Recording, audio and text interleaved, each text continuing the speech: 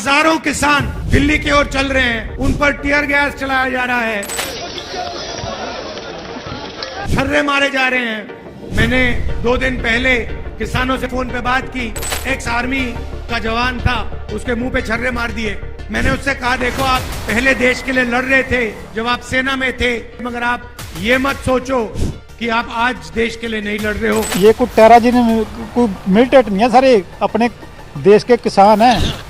बिल्कुल सुबह की है डायरेक्ट हवा में चला सकते हैं, हवा में चला से सर, क्यों चलानी है? पैरों को भी चला सकते हैं, डायरेक्ट सिर के ऊपर हिट किया मेरे सर।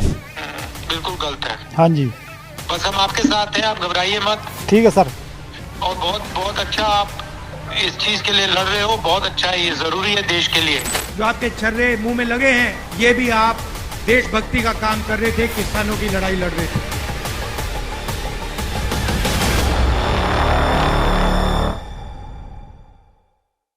बड़े जोर शोर से भारत के महान प्रधानमंत्री, यशस्वी प्रधानमंत्री, अब मैं ये पूछना चाहता हूं, भूटान को 10,000 करोड़, मंगोलिया को 70,000 करोड़, बांग्लादेश को 15,000 करोड़, मॉरिशस को 5,000 करोड़, नेपाल और अफ्रीका के देशों को 39 अरब करोड़, सरदार स्टैच्यू को 3,000 करोड़, उद्योगपतियों का ऋण माफ करने के लिए 5,55,000 करोड़, मोदी की विदेश यात्राओं पर 25,000 करोड़ और बीजेपी का मुख्यालय का 350 करोड़, मोदी और बीजेपी के विज्ञान पे 5,000 करोड़, मोदी की सुरक्षा में 24 घंटे में 1 करोड़ रुपए दिन का खर्च कर रहे हैं और साल में 591 करोड़ 30 लाख रुपए आप खर्च कर रहे हैं।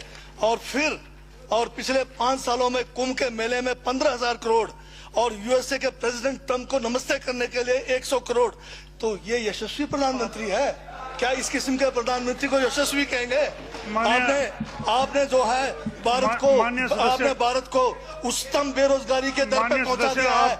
आज विश्व में भारत जो है भूखमरी में बांग्लादेश से भी नीचे है, आज पाकिस्तान से भी नीचे है। जिस देश में 25% जो है रात को भूखा सोए, उस देश का प्रधानमंत्री यशस्वी है क्या? जिसने देश की आर्थिकी को बिल्कुल नीचे कर दिया, छिन भिन कर दिया, जिसने जीडीपी खत्म कर दिया, जिसने नोटबंदी में लोगों को जो है नोटबंदी के तहत जो है लोगों को मरवा दिया, जिसने नौकरियां खत्म करा दी, जिसने महंगाई चरम पे पहुंचाई, जिसने पेट्रोल 100 रुपए कर दिया, डीजल 100 रुपए कर दिया, क्या वो यशस्वी है? क्या उसको यशस्वी कहेंगे आप?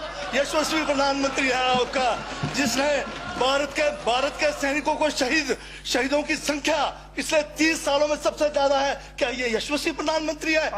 जिसने देश के अंदर चीन को घुसा दिया, क्या वो यशस्वी प्रधानमंत्री है? बजट पे बोलिए। माननीय सभापति महोदय, ये बजट में जिक्र हुआ है यशस्वी प्रधानमंत्री का और मुझे उसका जवाब देने का पूरा अधिकार है, जो मुझे कोई छीन नहीं सकता है। ये क्या यशस्वी कहेंगे इसको आप? बहुत यशस्वी है। देश का जो है आज बिल्कुल देश को आर्थिक रूप से कंगाल, राजनीतिक रूप से कश्मीर से कन्याकुमारी जो अखंड भारत है वो खंड होने जा रहा है। हिंदू मुस्लिम कर करके आपने जो है इस देश की जो है ऐसी तैसी फेर रखी है। और अब जब मैं कह रहा हूं तो आपको तकलीफ हो रही है। आप बताइए क्या तकलीफ की उसमें है?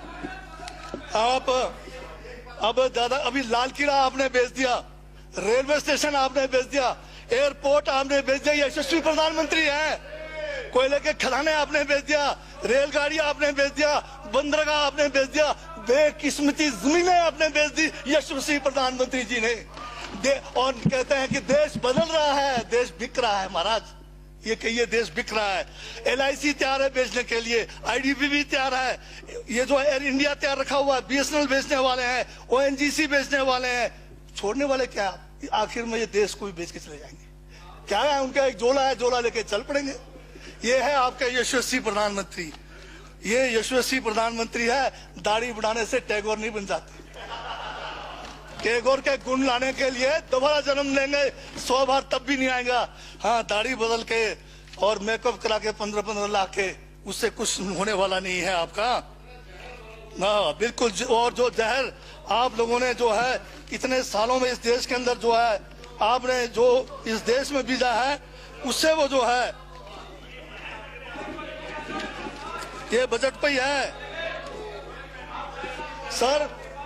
स्पीकर सर, स्पीकर सर, यशस्वी प्रधानमंत्री जी का जिक्र बजट में आया है, इसलिए मुझे भी जवाब देना पड़ा है। और मैं यहाँ ये कह के इस बात को समाप्त कर देना चाहता हूँ, बर्बाद गुलिस्तान करने को तो एक उल्लू काफी था। हर शाख पर उल्लू बैठा है, अंजामे गुलिस्तान का क्या होगा। सुबह सुबह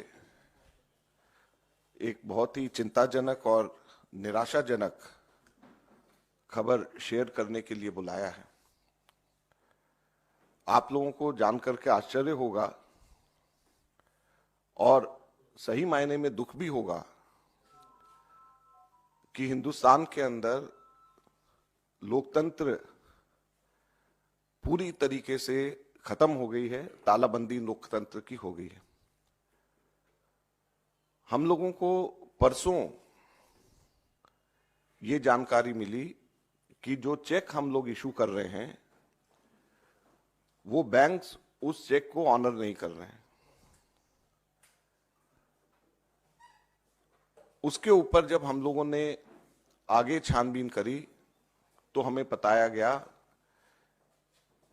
कि देश की मुख्य ऑपोजिशन पार्टी के सारे अकाउंट्स फ्रीज कर दिए गए हैं। कांग्रेस पार्टी के अकाउंट्स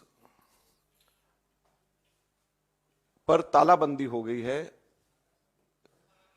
कांग्रेस पार्टी के अकाउंट्स फ्रीज कर दिए गए हैं। हमारे देश में लोकतंत्र पर तालाबंदी हो गई है और ये कांग्रेस पार्टी के अकाउंट्स फ्रीज नहीं हुए हैं, हमारे देश में डेमोक्रेसी फ्रीज हुई है। हैरानी की बात यह है कि जब 2 हफ्ते केवल यह हफ्ता चुनाव घोषणा के लिए रह गए हों, ऐसे समय में प्रमुख ऑपोजिशन पार्टी के अकाउंट फ्रीज करके यह सरकार क्या दिखाना चाहती है और किस आधार पर फ्रीज करे गए हैं, मैं आपको बताना चाहूंगा तो वो हास्यास्पद है। और ना केवल कांग्रेस पार्टी के, कल शाम को यूथ कांग्रेस के भी अकाउंट फ्रीज कर दिए गए और यूथ कांग्रेस और कांग्रेस दोनों के अकाउंट्स जो फ्रीज करे गए हैं, 210 करोड़ की रिकवरी इनकम टैक्स डिपार्टमेंट ने यूथ कांग्रेस और कांग्रेस से मांगी। 210 करोड़ की कुल रिकवरी। और यह पैसा किसका है? यह कोई धनाढ्य पूंजीपतियों का पैसा, कॉर्पोरेट टैक्स का पैसा नहीं, कॉर्पोरेट बॉन्ड्स का पैसा नहीं है। ये पैसा जो कांग्रेस पार्टी के अकाउंट्स में है वो ऑनलाइन जो हम लोगों ने क्राउड फंडिंग जो करा है उसका पैसा पड़ा हुआ है। लगभग 25 करोड़ रुपया हमारा इकट्ठा हुआ है, जो हमारे देश के अंदर, जिसमें 95% से भी ज्यादा पैसा 100 रुपए से भी कम यूपीआई से लोगों ने जमा कराया है। यूथ कांग्रेस का जो पैसा है, यूथ कांग्रेस की मेंबरशिप ड्राइव का पैसा है और वो पैसा इनकम टैक्स ने, भारत सरकार ने फ्रीज कर दिया है। हैरानी और दुख की बात है। और दूसरी तरफ जो कॉर्पोरेट बॉन्ड्स का पैसा जो सुप्रीम कोर्ट ने जिसको अनकॉन्स्टिट्यूशनल कर दिया है, वो भारतीय जनता पार्टी के पास में वो पूरा पैसा है और उसको वो खर्च कर रही है। तो लोकतंत्र कहां पे हमारे देश के अंदर जिंदा रहेगा? मैं इसलिए आज आपको बताना चाहता हूं और कहना चाहता हूं दुख से कि हमारे देश के अंदर लोकतंत्र खत्म हो गया है, लोकतंत्र पे बेड़ियां लग गई हैं, लोकतंत्र पे तालाबंदी हो गई है। ये कांग्रेस के अकाउंट के ऊपर तालाबंदी या बेड़ियां नहीं है, ये लोकतंत्र के ऊपर तालाबंदी और बेड़ियां हैं। चुनाव से 2 हफ्ता पहले अगर किसी भी पॉलिटिकल पार्टी के अकाउंट जब फ्रीज हो जाते हैं, उसके ऊपर तालाबंदी हो जाती है, तो ये लोकतंत्र के लिए इससे ज्यादा चिंता और दुख की बात नहीं हो सकती। क्या हमारे देश के अंदर एक पार्टी का ही सिस्टम रहेगा?